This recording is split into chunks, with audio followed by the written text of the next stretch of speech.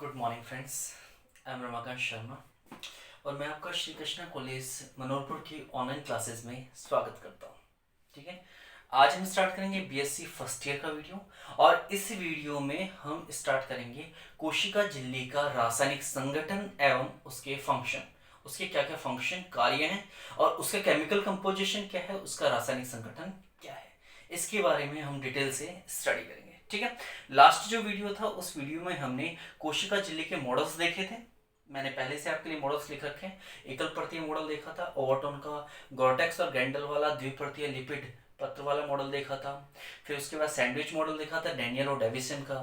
उसके बाद unit membrane model देखा था रॉबर्टसन का। और उसके बाद लास्ट में हमने देखा था तरल मोजेक मॉडल, जो किसने दिया था, सिंगर और निकोलसन ने, और वही सबसे ज्यादा मान्य मॉडल है। ठीक है, कब दिया गया था, 1972 में। ठीक, तो ये कुछ मॉडल थे जिन मॉडल की स्टडी हमने लास्ट वीडियो तक कर ली थी। आज हम ये देखेंगे कि इन मॉडल्स का या इनसे निर्मित होने वाली जो कोशिका झिल्ली है, उस कोशिका झिल्ली का रासायनिक संगठन क्या है। वैसे तो जब हमने कोशिका का इंट्रोडक्शन दिया था तब भी हमने इसका रासायनिक संगठन बताया था, और आज हम दोबारा इसके रासायनिक संगठन को डिटेल में लेंगे उनके कार्य के साथ। ठीक है, तो स्टार्ट करते हैं हम कोशिका झिल्ली का रासायनिक संगठन। ठीक है, तो कोशिका झिल्ली का जो रासायनिक संगठन है, यह रासायनिक संगठन मुख्य रूप से 4 चीजों से बना हुआ है। किससे किससे बना हुआ है, 4 चीजों से। एक, कोशिका झिल्ली बनी हुई है लिपिड से। दूसरी, कोशिका झिल्ली बनी हुई है प्रोटीन से। तीसरा, कोशिका झिल्ली में कुछ एंजाइम भी पाए जाते हैं। इसके अलावा जो कोशिका झिल्ली होगी उसमें कार्बोहाइड्रेट या फिर शर्करा भी पाई जाएगी। इस प्रकार कोशिका झिल्ली निम्न 4 पदार्थों से बनी होती है। पहला है लिपिड, दूसरा प्रोटीन, तीसरा एंजाइम और चौथा शर्करा। ठीक है, सबसे पहले बात करते हैं हम लिपिड की।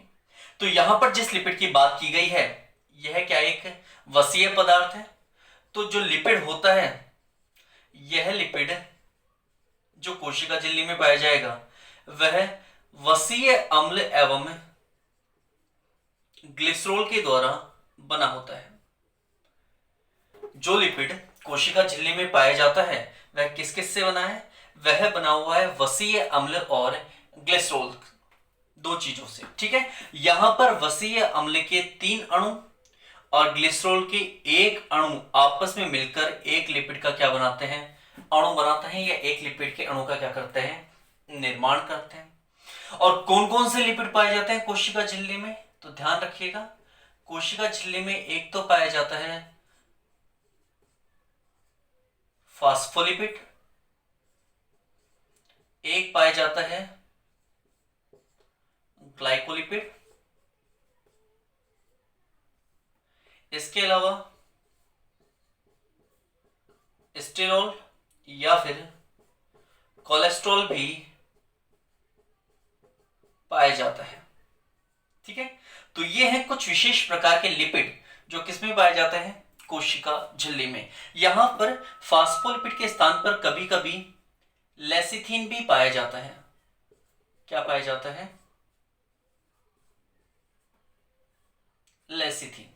ठीक है, यहां पर फास्फोलिपिड के स्थान पर कभी कभी क्या पाया जाता है, लेसिथिन भी पाया जाता है। ठीक है, ये लिपिड है जो कोशिका झिल्ली में क्या होंगे, पाए जाएंगे। अब ये लिपिड क्या काम करेगा, पहली बात, यह कोशिका झिल्ली के संरचनात्मक ढांचे का, यह कोशिका झिल्ली के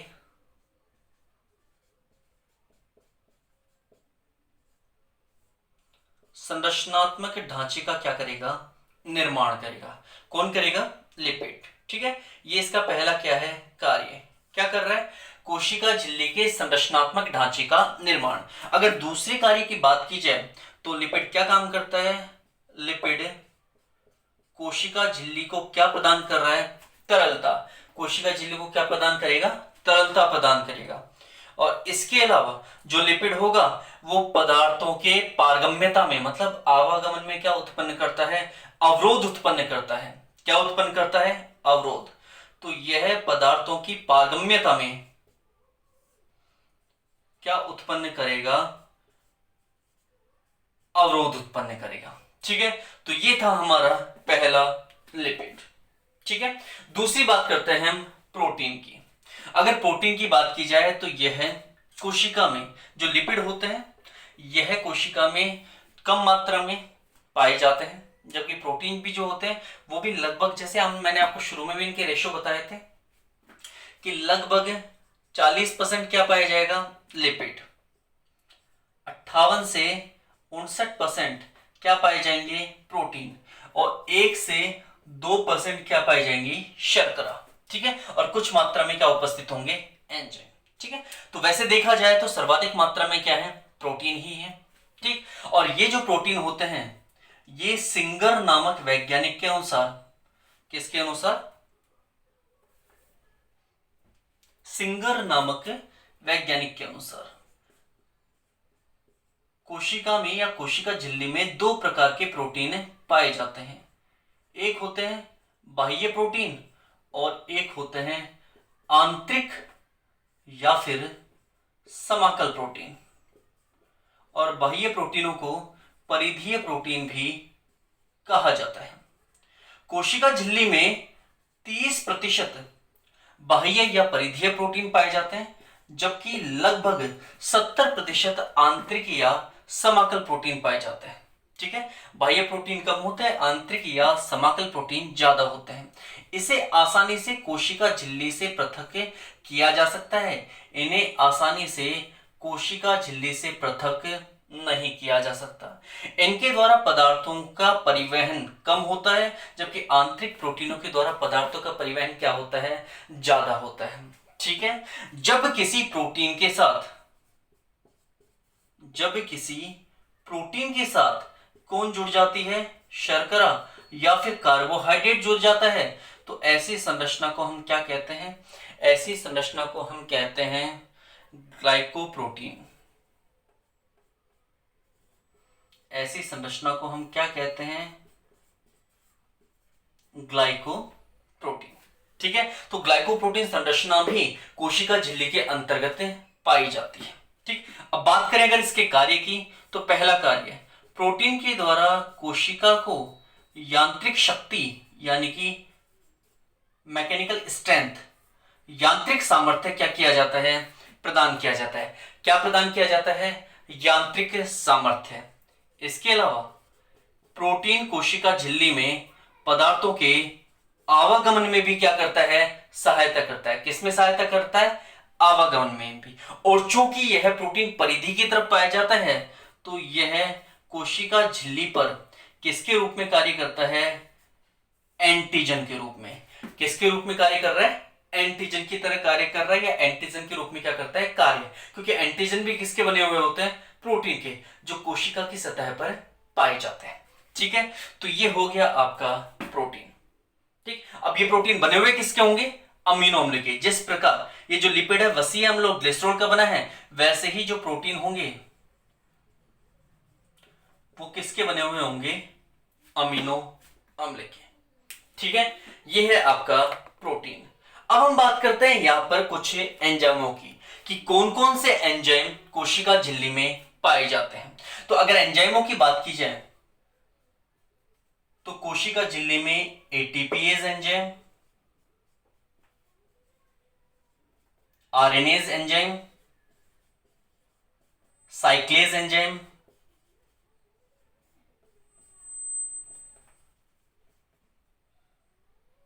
फॉस्फेटेज एंजाइम, काइनेज एंजाइम एवं हाइड्रोलेज जैसे क्या पाए जाते हैं, एंजाइम पाए जाते हैं। ठीक है, तो कोशिका झिल्ली में बहुत सारे एंजाइम पाए जाते हैं। इसके अलावा यहाँ पर सोडियम आयन उपस्थित होते हैं, पोटेशियम आयन उपस्थित होते हैं, मैग्नीशियम आयन भी क्या होते हैं, उपस्थित होते हैं। तो ये कुछ पदार्थ हैं जो कहाँ पाए जाते हैं, कोशिका झिल्ली में। ठीक है, तो कोशिका झिल्ली में मैंने एंजाइम भी बता दिए हैं। ठीक, इसके अलावा कोशिका झिल्ली में क्या पाई जाएगी, शर्करा या फिर कार्बोहाइड्रेट भी पाई जाएगी, लेकिन यह स्वतंत्र नहीं होगी। जो शर्करा पाई जाएगी वो स्वतंत्र नहीं होगी। यह शर्करा दो रूपों में पाई जा सकती है, या तो यह शर्करा जुड़ी हुई होगी वसा से, मतलब लिपिड से, या फिर यह शर्करा जुड़ी हुई होगी प्रोटीन से। ठीक है, अगर शर्करा वसा से जुड़ी हुई होगी तब निर्माण करेगी ग्लाइकोलिपिड का। किससे जुड़ी हुई होगी, अगर शर्करा किससे जुड़ी हुई हो, वसा से, तब किसका निर्माण करेगी, ग्लाइकोलिपिड का। लेकिन अगर शर्करा किससे जुड़ी हुई है, प्रोटीन से जुड़ी हुई है, तब निर्माण करेगी ग्लाइकोप्रोटीन का। तो यहां पर जो शर्कराएं होंगी जो प्लाज्मा झिल्ली या फिर कोशिका झिल्ली में पाई जाएंगी वो स्वतंत्र अवस्था में नहीं पाई जाती हैं, अपितु या तो ये वसा से यानी कि लिपिड से जुड़ी हुई होती है, या फिर ये प्रोटीन के साथ जुड़ी होती है। अगर ये वसा के साथ या लिपिड के साथ जुड़ी होती हैं तो इन्हें ग्लाइकोलिपिड कहा जाता है, और अगर ये प्रोटीन के साथ जुड़ी होती हैं तो इन्हें ग्लाइकोप्रोटीन कहा जाता है।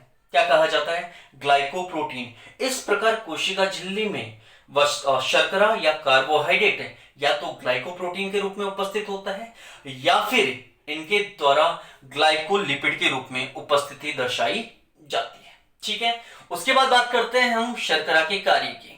अब आप कहोगे सर एंजाइम की कार्य तो आपने बताएंगे, सर जितने भी यहाँ पर एंजाइम दिए हुए हैं उनके सबके अलग अलग काम है, लेकिन इनको अगर सम्मिलित रूप से कहा जाए तो ये एंजाइम किसी भी रासायनिक क्रिया में एक प्रकार से उत्प्रेरक का कार्य करेंगे। उत्प्रेरक मतलब रासायनिक क्रिया की अभिक्रियाशीलता को बढ़ाने का कार्य करेंगे। ठीक है, अब बात कर रहे हैं हम शर्करा के कार्य की। तो मैंने पहले भी आपको कई बार बताया है, इसी कोशिका वाले वीडियोस में मैंने कहा है कि ये जो शर्करा होती है, इस शर्करा के द्वारा क्या किया जाता है, कोशिका की पहचान मतलब कोशिका को क्या किया जाता है, आइडेंटिफाई किया जाता है। कोशिका की क्या की जाती है, आइडेंटिफिकेशन, या उसकी क्या की जाती है, पहचान। यानी कि अगर एक किसी ट्रे के अंदर मैं आपको बहुत सारी संरचनाएं डाल के दे दूं और मैं आपसे कहूं कि भाई इसमें से पहचानिए कि कोशिका कौन सी है, तो आप उसकी सतह पर पाई जाने वाली शर्करा के आधार पर पता लगाओगे कि इनमें से कोशिका कौन सी है। जिसकी सतह पर जिस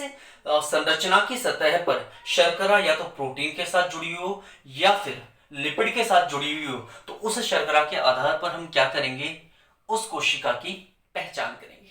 ठीक है, तो ये थी हमारे पास कोशिका झिल्ली के रासायनिक संगठन से संबंधित कुछ अवयव या फिर संरचना।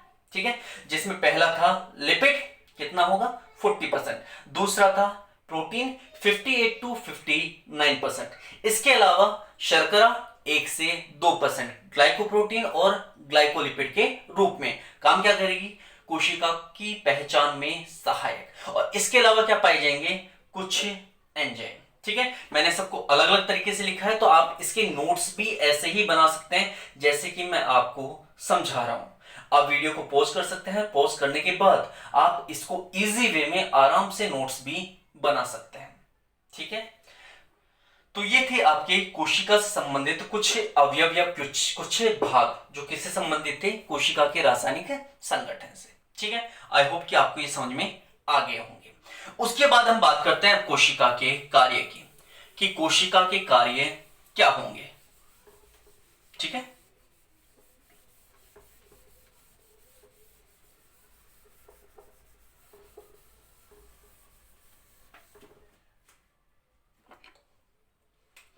नेक्स्ट जो हमारा टॉपिक होगा वो होगा फंक्शन ऑफ सेल, कोशिका के कार्य, कि कोशिका के क्या कार्य होंगे। पहली बात, कोशिका के कार्य नहीं, कोशिका झिल्ली के कार्य। कोशिका झिल्ली चल रहा है, प्लाज्मा झिल्ली चल रहा है, तो हमारा टॉपिक होगा प्लाज्मा झिल्ली या कोशिका झिल्ली के कार्य। पहला पॉइंट, कोशिका झिल्ली जो होती है वो कोशिका के चारों तरफ एक आवरण बना रही है। तो यह आवरण क्या करता है, कोशिका की सुरक्षा कर रहा है। इसका मतलब पहले ही कार्य क्या हो जाएगा, कोशिका झिल्ली द्वारा कोशिका के चारों ओर सुरक्षात्मक आवरण का निर्माण किया जाता है। यह हो गया इसका पहला कार्य। क्या किया जाता है, सुरक्षात्मक आवरण का निर्माण, किसके चारों ओर, कोशिका के चारों ओर। अब मैं जो लाइनें बोल रहा हूं आप उसे एज इट इज राइट कर दीजिए, आपके प्रॉपर नोट्स बनेंगे, अच्छे नोट्स बनेंगे, कोई कंफ्यूजन ही नहीं रहेगा। ठीक है, तो स्टार्ट कीजिए अपने नोट्स खुद बनाना। जब तक कि रेगुलरिटी में ऑफलाइन क्लासेस स्टार्ट नहीं होती, जब तक कि ऑनलाइन क्लासेस चल रही हैं। क्योंकि अगर मैं आपको इतने ही नोट्स बनवाने के लिए कहूं तो इससे डबल टाइम लगेगा इसको, वीडियो को, कि इतनी ही चीजें मैं आपको एक्सप्लेन करूं और उतने ही टाइम में, बल्कि उससे भी ज्यादा टाइम में नोट्स राइट भी करूं। तो इससे बेटर है कि आप साथ साथ जैसे जैसे मैं चल रहा हूं वैसे वैसे आप लोग मेरे साथ चलिए। ठीक है, तो पहला कार्य क्या हो गया? सुरक्षात्मक आवरण का निर्माण करना। दूसरा कार्य कोशिका झिल्ली का। कोशिका झिल्ली का दूसरा कार्य है पदार्थों के परिवहन में सहायता करना। ठीक है, किसमें सहायता करना? पदार्थों के परिवहन में। तो कोशिका झिल्ली क्या करती है? हमने पहले भी पढ़ा था कि कोशिका झिल्ली क्या है? चयनात्मक पारगम्य। कैसी है कोशिका झिल्ली? चयनात्मक पारगम्य। इसका मतलब क्या करेगी? कुछ विशेष प्रकार के विलय के अणुओं को विलायक में घुलनशील अवस्था में परिवर्तित करके पदार्थों का क्या करेगी? परिवहन करेगी। तो इस प्रकार ये किसमें सहायक है? पदार्थों के परिवहन में। समझ में ये वाली बात? ठीक है, नेक्स्ट तीसरा इसका कार्य।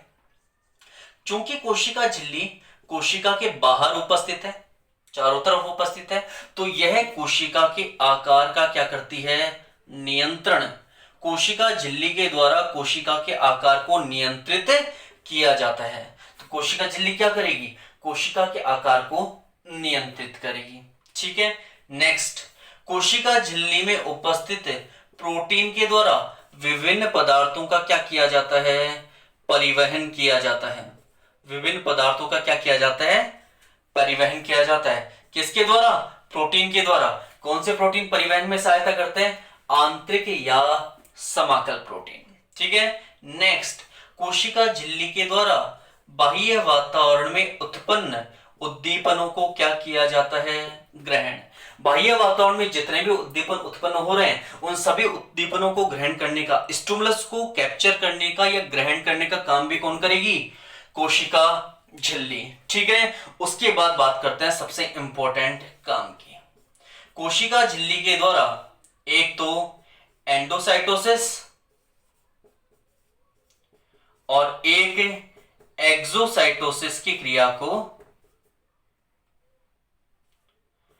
दर्शाया जाता है।